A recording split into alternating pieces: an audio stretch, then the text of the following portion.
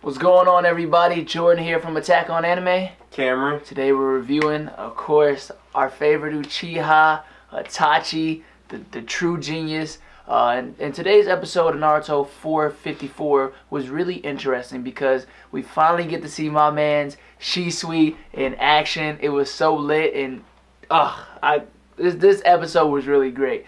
First of all, we see Itachi and Shisui go on their main mission. We find out that Shisui is a Jonin at a surprisingly young age. Like, apparently Shisui had to be a genius too. He has to be like 12 or 13 or something like that, and he's already Jonin rank. And he takes Itachi because he needs to complete some special mission where he needs a Genin, and of course he chose none other than Itachi. Now Itachi at this point is not just an ordinary Genin. Itachi is damn near a Jonin level at this point too. Pretty much. Like, he's competing with the ANBU, man. Just like, he surpassed like everybody's expectation. They always call him Itachi the exceptional child for a reason. Yeah. I love how at the beginning of this episode when Itachi was walking out and his dad was talking to him about how proud he is of how he awakened his Sharingan, and Itachi's just remembering like how he actually got it because his friend got killed, and he's just like, why is my dad so proud of me? Like, my friend had to die for me to get this. Like, why is this something to be proud of? And as Shisui is taking him on this 3-part training mission, he's essentially taking on that role model role for Itachi to pretty much be that guidance and teach him the lessons he's gonna need in order to survive in this ninja world.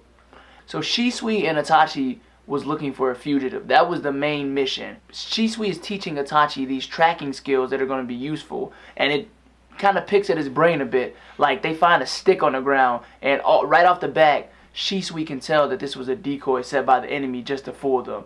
Then they find a rock on the ground, and just by determining the moisture of the rock and how long it's been there, they can tell when the fugitive was there. Like, his analytical skills are like astronomical. Like, they're crazy how much like he goes into depth, and how his tracking skills are like Kage level skills at such a young age, both of them though. And Itachi is picking up on this, and it's kind of funny. They share like a bonding moment because Shisui is like, wow, that's kind of funny. Like, I didn't think that I'd be able to teach Itachi the exceptional child something, but I actually did. Yeah, and I love that about Shisui because he's just like, I'm excited to teach Itachi something because I thought he was the kid that I couldn't teach anything new to. But as he's training with him, he's just like, no, yeah, you need to learn some more stuff before you go out there. And I love seeing Itachi at this inexperienced level because we're so used to seeing him be like the ninja with all the answers, who knows how to stop everything. But seeing him as this naive child, and he's just like, I feel so inexperienced as compared to Shisui. Like, Shisui, like, outclasses me in everything. Like, I need to learn more. I need to keep training in order to be on his level.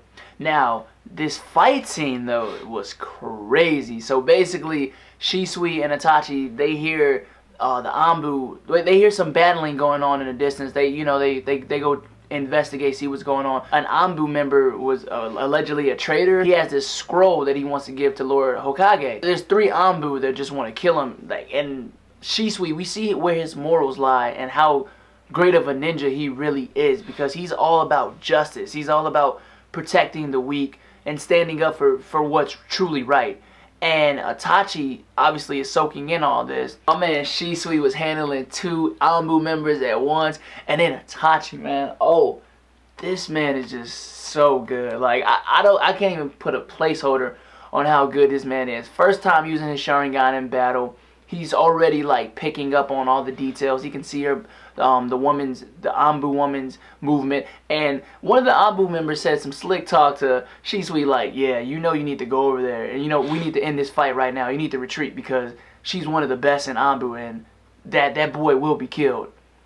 Little did you know that this man is an exceptional child, and he is a genius, and he is a true Kage. I'm like spazzing how great Itachi is. The fact that the girl threw these like shuriken with like the ropes, and in mid-air he dodged them all, changed the trajectory of them, and got her caught in her own trap. Who does that? Like, yeah, Itachi is insane. Like, and that was his first time using the Sharingan, and to be able to use it to such accuracy, like, I even remember when Sasuke was using his Sharingan back in like the original run of Naruto, and I was just like, he wasn't even as well traversed in the Sharingan as Itachi was, but he had had his for a while. But seeing Itachi use his for the first time and doing all of that and completely understanding it, the only thing that was bad about it was he overused it, so he didn't notice his sprained ankle until after the fight was already over. But I like the advice that Shisui gave Itachi after the fight, which was very essential to Itachi becoming who he really is. When he told him basically that, you know, there is no right or wrong way in the ninja world. We think that we're right, and they think that they're right. But you basically take all that in, and you kind of form your own path. You form your own ideology. He's teaching him, like, great advice, like, giving him this golden knowledge at such a young age. And Itachi is understanding all that and taking it in. And we see why Itachi formed his own ninja path. We see, this is really the becoming of Itachi right now. We see how his mind is shaped the way it is. And obviously, Shisui played a huge development in Itachi's character. Shisui is pretty much the Itachi to Sasuke because he takes on that big brother role, and he's just like, anytime you need me, if you need to tell me anything, you can come to me, you can trust me.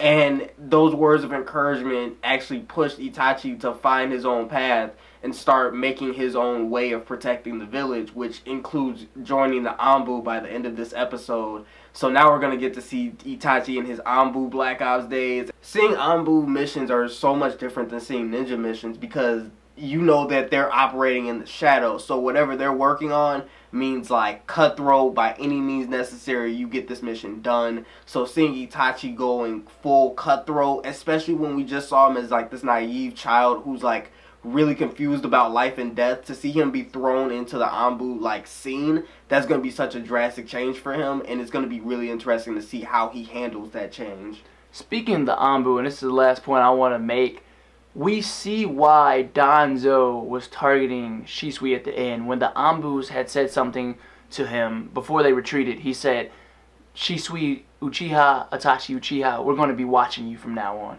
We see how like great these kids are at such a young age, and we see why Danzo is going to go after Shisui. Well, we know that now in the present time, but we see why, and Danzo is going to take interest in Shisui's eye and his abilities. So is Itachi. Yeah, guys, but yeah, that's been our review on this episode. Can't wait till next week to see like I said, ANBU missions and maybe more Shisui, hopefully. But until next time, guys, that's going to call it for our review. Don't forget to like, comment, subscribe. Let us know your thoughts on the episode, like maybe future predictions on how you think Itachi's going to handle being in the ANBU. But yeah, guys, peace.